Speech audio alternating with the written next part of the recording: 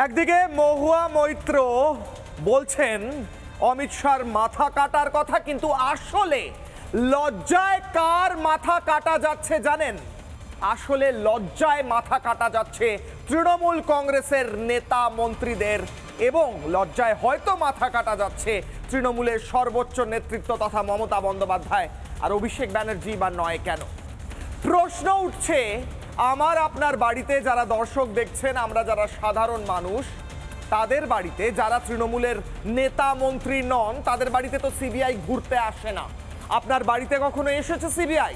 এসে 2.5 ঘন্টা আপনার সাথে গল্প করে গিয়েছে সিবিআই? না।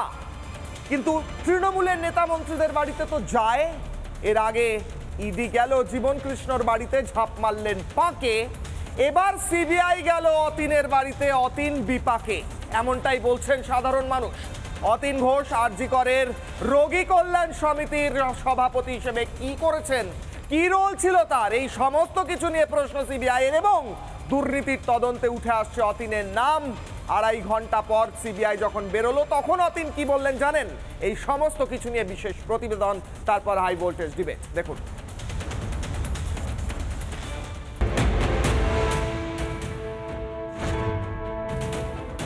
ডেড বডি যেগুলো ধরুন আনক্লেম থাকে, যেভাবে ডিসপোজ করা ওটাকে সেভাবে করা হয়, কিন্তু সেটা ফিনান্সিয়াল বেনিফিটের জন্য ও ওই বডিগুলোকে বিক্রি করে দিচ্ছিল। সুদীপ্ত রায় আমাদের আরজি করের আরকেএসের চেয়ারম্যানও উনি ছিলেন। উনার টিনিয়রে থাকাকালীন এই সন্দীপ ঘোষ এবং তার লোকজন এই সমস্ত দুর্নীতি করেছে, অপরাধীর মুক্তাঞ্চল হয়ে উঠেছিল। অতীন ঘোষের বাড়িতে সিবিআইয়ের আধিকারিকরা, সঙ্গে রয়েছে কেন্দ্রীয় বাহিনীর জওয়ান, 3 জন আধিকারিক তারা কিন্তু রয়েছেন। তারা অতীন ঘোষের যে ফরিয়াপুকুরের বাড়ি, সেই ফরিয়াপুকুরের বাড়িতে কিন্তু এই মুহূর্তে সিবিআইয়ের আধিকারিকরা। অতীন ঘোষের যে ফ্ল্যাট, সেই ফ্ল্যাটের একদম যে মেন এন্ট্রেন্স রয়েছে, সেখানেও কিন্তু কেন্দ্রীয় বাহিনীর জওয়ান মোতায়েন করা হয়েছে, এবং যে ভিতরের দিকের যে অংশ রয়েছে, মূলত যেখান দিয়ে সিবিআইয়ের আধিকারিকরা লিফটে ঢুকলেন, সেখানেও দেখা যাচ্ছে যে কেন্দ্রীয় বাহিনীর জওয়ানরা উপস্থিত রয়েছেন। রোগী কল্যাণ সমিতির নামে কার কল্যাণ করেছেন অতীন ঘোষ? এবার শুরু হলো তার তদন্ত। তবে এ তদন্ত শুরু হওয়ার অনেক আগেই আরজি কর নিয়ে প্রশ্ন করতেই বেজায় রেগে গিয়েছিলেন অতীন। এই সন্দীপ ঘোষ যে প্রভাবশালী, সেটা অনেকে বলছেন, প্রাক্তন কর্মী তারক চ্যাটার্জি থেকে শুরু করে সবাই। এটা শাসক দল জানতো না? প্রথম কথা হচ্ছে, পুরোটাই সিবিআই তদন্তের আছে, কোর্টের নির্দেশে। তো তদন্ত চলছে, এই সময় কিছু আমার বলা উচিত হবে না। আফসার খান কতটা প্রভাবশালী যে সে মমতা বন্দ্যোপাধ্যায়ের নাম নিয়ে হুমকি দেয়? আমি জানি না কে আফসার খান, তাকে ভালো করে আমি চিনি না। আমি কাশীপুর বেলগাছিয়া বিধানসভা কেন্দ্রের এমএলএ 2.5 বছর হয়েছি, ওখানে সবাইকে আমি ভালো করে চিনি না। চন্দন লৌহ, ক্ষমা লৌহর নাম শুনেছেন? চন্দন লৌহ আমাদের পার্টির সক্রিয় কর্মী। ক্ষমা লৌহকে আমি চিনি না। চন্দন তার স্ত্রী? হ্যাঁ, তার স্ত্রী। হ্যাঁ, কি হয়েছে বলুন? চন্দন লৌহ এবং ক্ষমা লৌহ যে দোকানটা চালান, সেই দোকানটা চেনেন? আরজি কর হসপিটালের মধ্যে একটা দোকান আছে, আপনি আমাকে প্রশ্ন করছেন কেন? তার যে সন্দীপ ঘোষের নাম নিয়ে, মমতা বন্দ্যোপাধ্যায়ের নাম নিয়ে যে প্রভাব প্রতিপত্তি দেখাচ্ছে, আপনার কাছে কোনো প্রমাণ আছে? যে সে তো শুনেছি অনলাইনে অ্যাপ্লিকেশন করে দোকানে টেন্ডার জমা করেছিল।